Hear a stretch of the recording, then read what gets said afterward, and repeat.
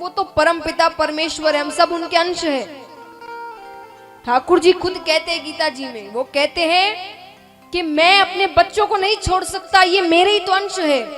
ममे वांसो जीव लोके जीव भूत सनातन, ये जितने हैं ये सारे मेरे अंश हैं, इन सब में मेरा अंश है। तो एक पिता अपने बच्चे को कैसे छोड़ सकता है? मैंने इन्हें नहीं छोड़ा, इन्होंने मुझे छोड़ दिया।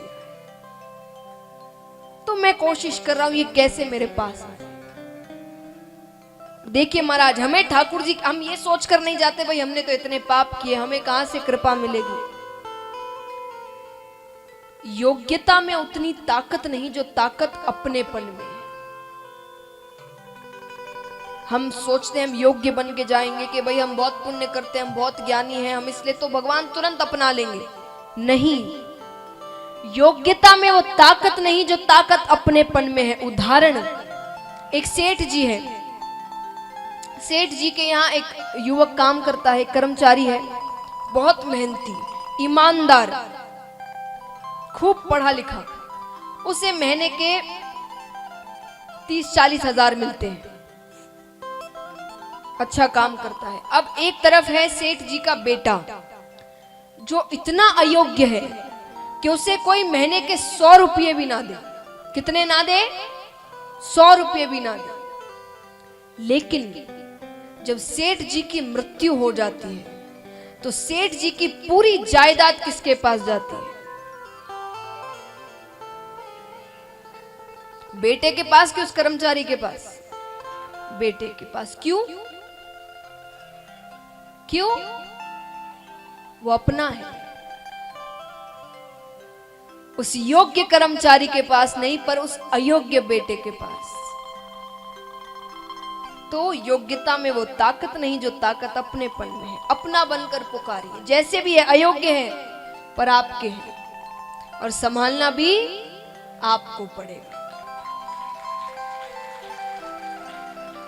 ये कहकर जाओगे ना, वो तुरंत अपना ले। तो महाराज हमें उन्हें अपनाना है, हमें कहना है कि हम आपके हैं, जैसे भी है, अच्छे बुरे, पुण्य करते पापी है, जो है आपके हैं। कितने ये कहने को तैयार है यहाँ पर? क्या बात है, अयोग्य बनने को तैयार हो तभी तो सेठ जी की जायदाद मिलेगी। तो अपना बनना है, अपनी योग्यता पर भरोसा नहीं रखना, उन पर भरोसा रखना है। संसार के लिए योग्य बनिए, भगवान के लिए अयोग्य बनिए। उनके सामने कुछ नहीं आता, हम कुछ नहीं है, हम एक गुण नहीं है हम में, सारे अवगुण हैं। कहते हैं ना कि संसार में अगर ठाकुर जी के सामने हार गए तो संसार में जीत जाओगे। भगवान के दर पर अगर हार गए तो संसार में जीत जाओगे, और अगर उनके दर पर जीतने की कोशिश करोगे तो पूरे संसार में हार जाओगे। अब यहां पर बताते हैं कि सुखदेव जी ने कहीं भी राधा नाम का उच्चारण नहीं किया। क्यों नहीं किया? क्योंकि वो राधा जी को अपना गुरु मानते थे, और गुरु का नाम मुख से नहीं लेना चाहिए। तो उन्होंने राधा नाम का उच्चारण कहीं नहीं किया। उन्होंने राधा जी को बड़ी गोपी से संबोधित किया। किस नाम से? बड़ी गोपी। तो बड़ी गोपी जहां जहां पर भी आता है उसका नाम मतलब है। अच्छा, गुरु क्यों मानते थे? प्रसंग है कि सुखदेव जी हम सभी जानते किसका स्वरूप है, किसके रूप में आए हैं? तोते का रूप है, शुक बालक है, तो तोते का रूप है। तो उन्होंने कहीं से राधा राधा नाम सुन रखा था, तो वो राधा राधा नाम का उच्चारण करते थे, जो सुनकर राधा जी बड़ी प्रसन्न हुई। वो उनको दर्शन देने आती है। उन्होंने आकर कहा, पुत्र राधा राधा मत कहो, कृष्ण कृष्ण कहो। क्या कहो? अच्छा, यहां कितने हैं जिन्होंने गुरु बनाए हैं? हाथ उठाना।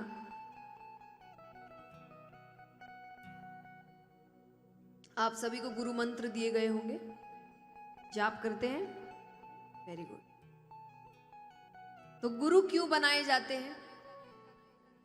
साफ शब्दों में बताना, घुमा फिरा के नहीं, ऐसे क्योंकि बहुत कारण हो सकते हैं, पर साफ शब्दों में गुरु क्यों बनाते हैं? भगवान से मिलने के लिए। हाँ, तो सही बात तो भगवान ही है। तो भगवान से मिलने के सीधे शब्दों में अगर कहें तो गुरु हम क्यों बनाते हैं? भगवान से मिलने के लिए। और गुरु जी आपको गुरु मंत्र देते हैं जिसका आप रोज जाप करते हैं। तो यहां पर गुरु कैसे मानी गई राधा जी बताया गया है कि वो राधा राधा नाम का उच्चारण करते थे। तो राधा जी आई, राधा जी ने कहा राधा राधा मत कहो। क्या कहो? कृष्ण कृष्ण कहो। तो राधा जी ने दिया गुरु मंत्र जिसका वो जाप करने लगे। अब वो कृष्ण कृष्ण कृष्ण कहने लगे, जिससे प्रसन्न होकर श्री कृष्ण आए। मिला दिया भगवान से। तो इसीलिए तब से वो राधा जी को अपना गुरु मानते हैं कि मेरे गुरु ने मुझे गुरु मंत्र दिया जिसका जाप करने से मुझे भगवत प्राप्ति हुई। और आपने जब सुखदेव जी के अवतार की कथा सुनी थी तो सुखदेव जी कहां पर आए थे? कैलाश पर्वत पे। Very good. तो राधा जी ने ही उनको भेजा था। जब श्री कृष्ण अवतार ग्रहण करने जा रहे थे तो राधा जी भी तैयारी में थी। तो सुखदेव जी ने कहा कि मैं क्या करूंगा, मुझे भी साथ जाना है। तो राधा जी ने कहा तुम जाकर क्या करोगे? बोले मैं आपकी कथाएं सुनूंगा। तो बोले फिर मेरे साथ मत चलो, मैं तुमको कैलाश पर्वत भेजती हूं। वहां आए दिन महादेव जी और पार्वती जी कोई ना कोई कथा की चर्चा करते रहते हैं।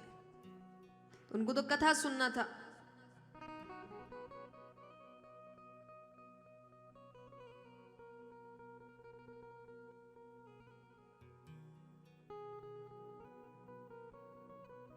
तो इसीलिए सुखदेव जी राधा जी को अपना गुरु मानते हैं।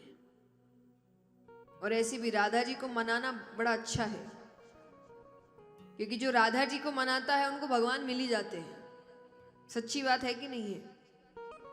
इसीलिए तो हम गाते हैं ना, राधे राधे जपो चले आएंगे बिहारी। कि अगर भगवान से मिलना है तो राधा जी को मना लो। वृंदावन इत्यादि में जाओ तो सब कोई कृष्ण का नाम कम लेते हैं, राधे राधे राधे राधे राधे राधे। क्यों? क्योंकि सबको पता है कृष्ण को मनाना है तो पहले किसको मनाना पड़ेगा? राधा जी को।